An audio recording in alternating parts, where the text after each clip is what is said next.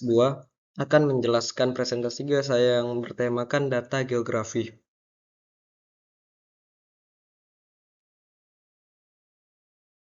Yang pertama ada mengumpulkan dan mengelola data geografi. Data merupakan keterangan tentang suatu hal. Syarat data yang baik adalah sebagai berikut. Yang pertama, data harus objektif, tidak boleh memanipulasi dan harus sesuai dengan kondisi sebenarnya. Kedua, data harus dapat mewakili semua kondisi. Ketiga, memiliki tingkat kesalahan seminimal mungkin. Keempat, harus tepat waktu sehingga apabila terdapat kesalahan dapat dilakukan koreksi secepatnya.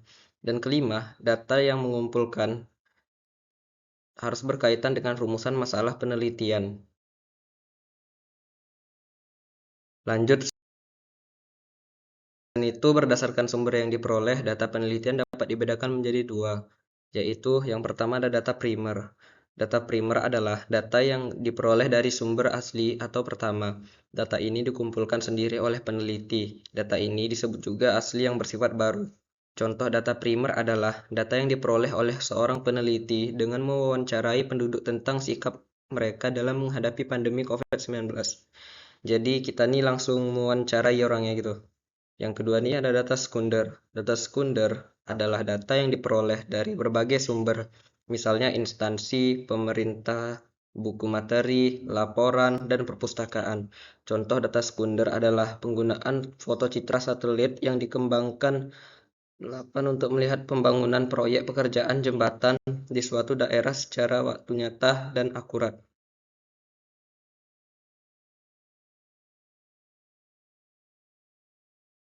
Teknik pengumpulan data yang digunakan dalam penelitian geografi yaitu observasi lapangan, wawancara kuesioner, studi dokumentasi, dan studi kepustakaan. Penerapan masing-masing teknik bergantung kepada kebutuhan yang harus dilakukan, daya yang harus dikumpulkan dalam penelitian.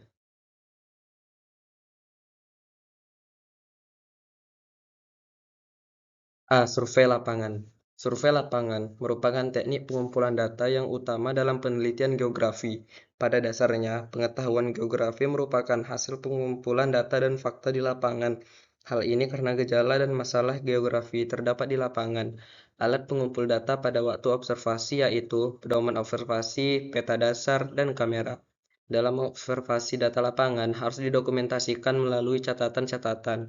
Peta dasar digunakan sebagai pedoman untuk mengetahui posisi suatu tempat di lapangan. Jenis pedoman observasi dapat berupa pedoman checklist terbuka, tekstur, dan tertutup.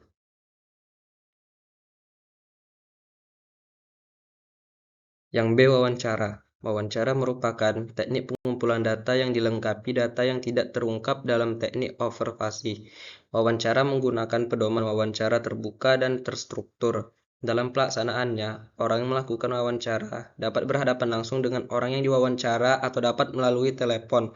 Dalam melakukan wawancara, terdapat etika atau sopan santun yang harus dijaga oleh pewawancara. Tahapan dalam mewawancara antara lain memperkenalkan diri, menjelaskan tujuan mewawancara, menjelaskan materi isi dari wawancara, dan mengajukan pertanyaan.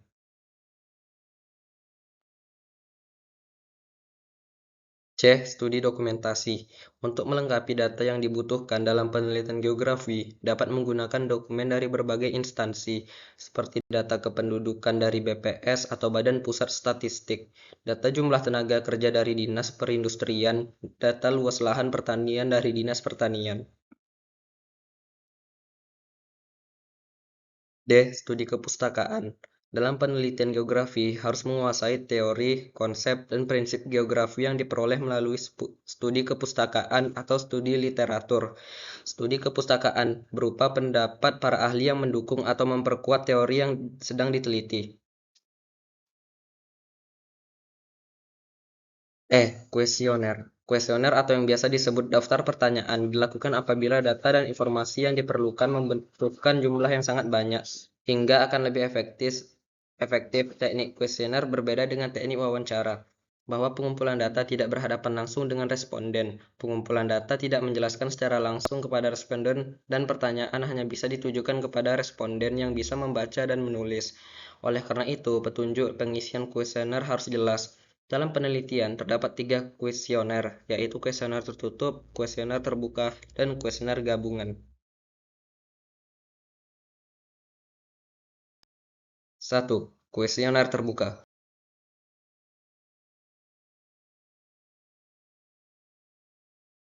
Merupakan jenis kuesioner yang membutuhkan jawaban yang tidak terikat, sehingga responden bebas menjawab pertanyaan yang diberikan oleh peneliti. Kedua, kuesioner tertutup.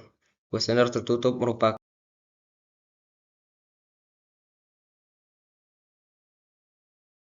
jenis kuesioner yang jawaban dari pertanyaannya sudah ditentukan oleh peneliti hingga responden hanya memilih salah satu jawaban yang ada. Ketiga, kuesioner gabungan. Sedangkan kuesioner gabungan adalah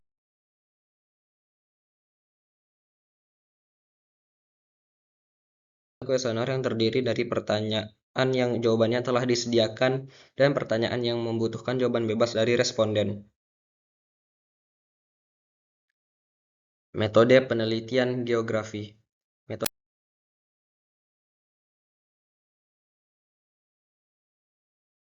penelitian deskriptif. Penelitian deskriptif adalah penelitian yang berusaha mendeskripsikan suatu gejala dan fenomena yang terjadi di suatu wilayah. Tujuan dari penelitian ini yaitu memberikan deskripsi terhadap permasalahan secara sistematis, faktual, dan akurat mengenai kondisi alam dan manusia pada suatu wilayah. Peneliti berusaha mendeskripsikan mengenai fenomena tanpa memberikan perlakuan pada fenomena tersebut. Langkah penelitian deskripsi yaitu merumuskan masalah, menentukan jenis data informasi yang ingin diperoleh, menentukan teknik pengumpulan data, analisis data, dan menarik kesimpulan penelitian. Metode penelitian geografi. Ini lanjut ya.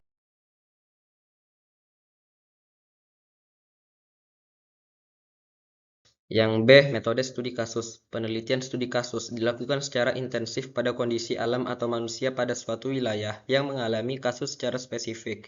Peneliti mempelajari kasus tersebut secara mendalam, yaitu mengungkapkan semua variabel yang berpengaruh pada kasus tersebut.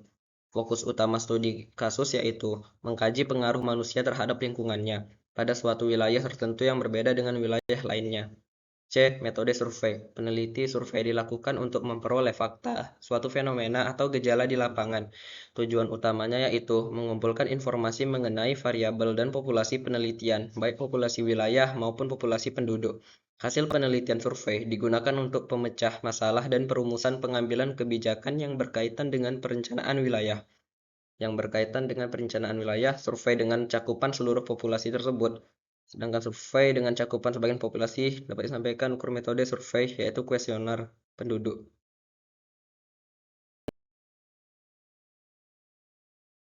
Ini masih lanjut di metode penelitian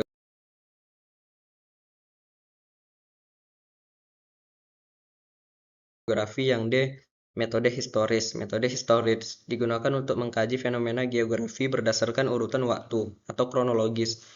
Perspektif waktu merupakan kata kunci dalam menggunakan metode historis. Metode historis akan lebih efektif menggunakan teknologi penginderaan jauh dan sistem informasi geografi melalui pemodelan spasial monitoring, yaitu membandingkan data spasial dari waktu yang berbeda atau time series. Metode yang metode korelasional. Metode korelasional mengkaji fenomena atau masalah geografi dengan menghubungkan antara dua variabel atau lebih. Tingkat hubungan antara variabel tersebut dinyatakan dengan koefisien korelasi. Yang F, metode eksperimen. Penelitian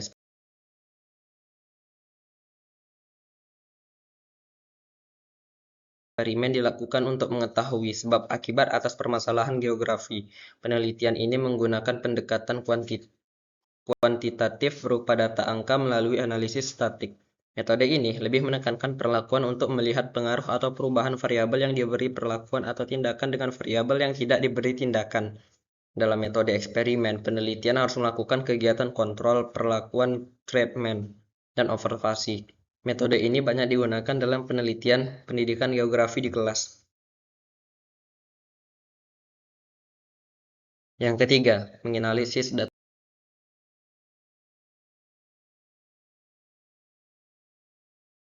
geografi. Analisis data merupakan pengelolaan dan interpretasi data untuk memperoleh kesimpulan penelitian. Analisis data geografi berarti analisis keruangan. Analisis keruangan diantaranya analisis lokasi, analisis penyebaran atau distribusi, dan analisis interaksi keruangan.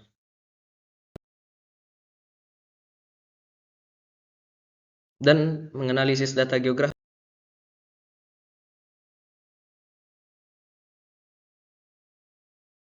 terbagi 3 macam. Yang pertama, analisis lokasi. Lokasi merupakan salah satu konsep esensial dalam kajian geografi karena dapat menjelaskan lebih jauh mengenai kondisi suatu wilayah. Misalnya, daerah yang berada di antara 600 lintang utara dan 1100 lintang selatan, maka daerah tersebut berada pada iklim tropis dengan segala dampak yang ditimbulkan. Yang kedua, ada analisis interaksi dan difusi keruangan. Analisis ini digunakan untuk mengkaji pergerakan baik penduduk, barang jasa, maupun informasi dalam suatu ruang. Pergerakan ini dipengaruhi oleh sarana transportasi dan kondisi morfologi atau topologi suatu wilayah.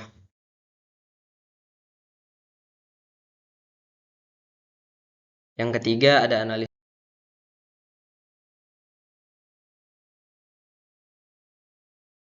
penyebaran. Analisis penyebaran membutuhkan alat bantu berupa peta untuk mengetahui persebaran suatu fenomena atau gejala geografi yang dapat digambarkan dengan menggunakan simbol titik, garis, ataupun area. Namun sebelum memetakan fenomena atau gejala tersebut, peneliti haruslah mencari data yang kemudian diklasifikasikan untuk membuat pola keruangan. Contohnya adalah analisis yang digunakan untuk penyebaran daerah industri. Oleh karena itu, analisis ini sangat mudah jika dibantu dengan peta, citra penginderaan jauh, dan sistem informasi geografi atau SIG. Pada dasarnya, pola penyeberangan sebuah fenomena dalam ruang mengikuti pola tertentu, yaitu bergerombol atau cluster pattern, tersebar tidak atau random pattern, dan tersebar merata atau disparate pattern. Itu saja materi yang dapat saya sampaikan. Lebih dan kurang saya mohon maaf.